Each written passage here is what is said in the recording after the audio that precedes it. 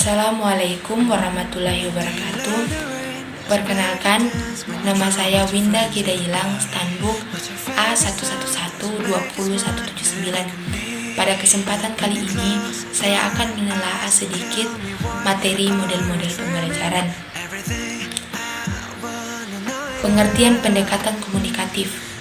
Pendekatan komunikatif adalah sistem pembelajaran yang menekankan pada aspek komunikasi, interaksi, dan mengembangkan kompetensi kebahasaan serta keterampilan berbahasa, menyimak, membaca, menulis, berbicara sebagai tujuan pembelajaran bahasa.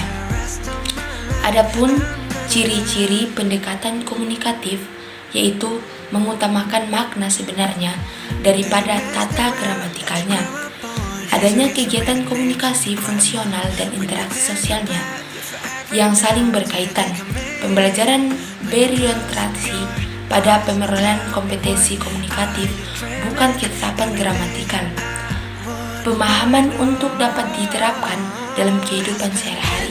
Pembelajaran diarahkan pada modifikasi dan peningkatan murid dalam menemukan kaidah bahasa lewat kegiatan bahasa, learning by doing.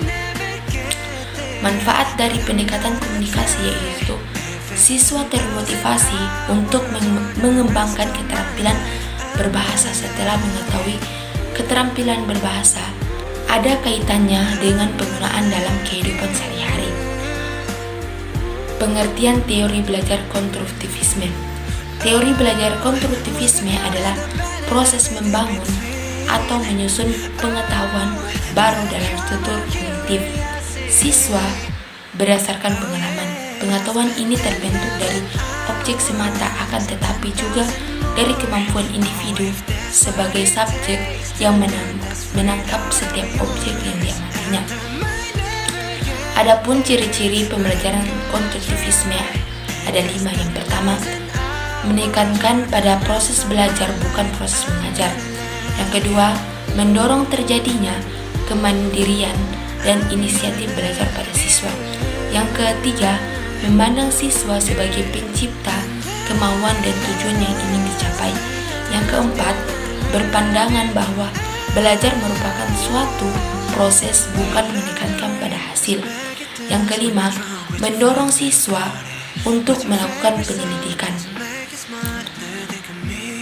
Pengertian model-model pembelajaran. Model-model pembelajaran adalah kerangka konseptual yang melukiskan prosedur yang sistematis dalam mengorganisasikan pengalaman belajar peserta didik untuk mencapai tujuan belajar tertentu.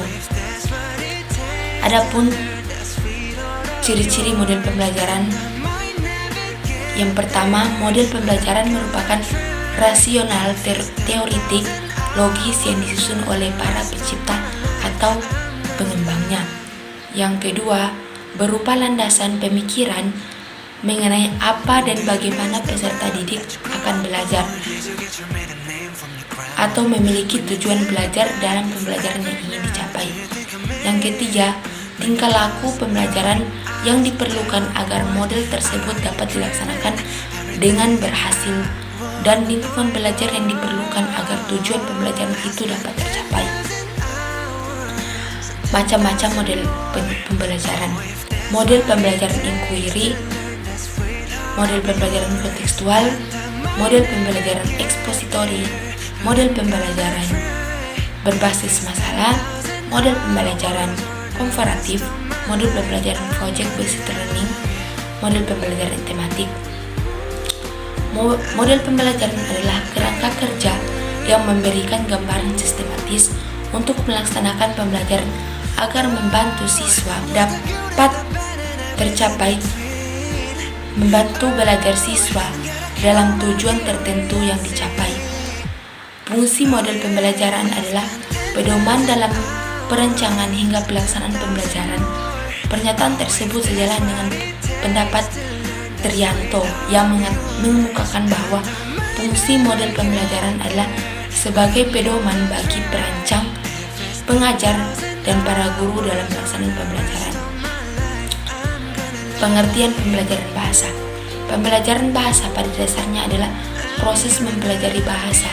Dalam pembelajaran bahasa tentu tidak lupa dari permasalahan.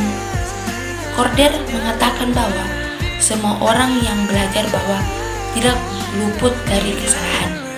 Konsep pembelajaran bahasa pada masa kini, rintangan pengembangan sumber daya manusia pada era dunia pendidikan diwujudkan dalam pembelajaran yang berbasis kompetensi.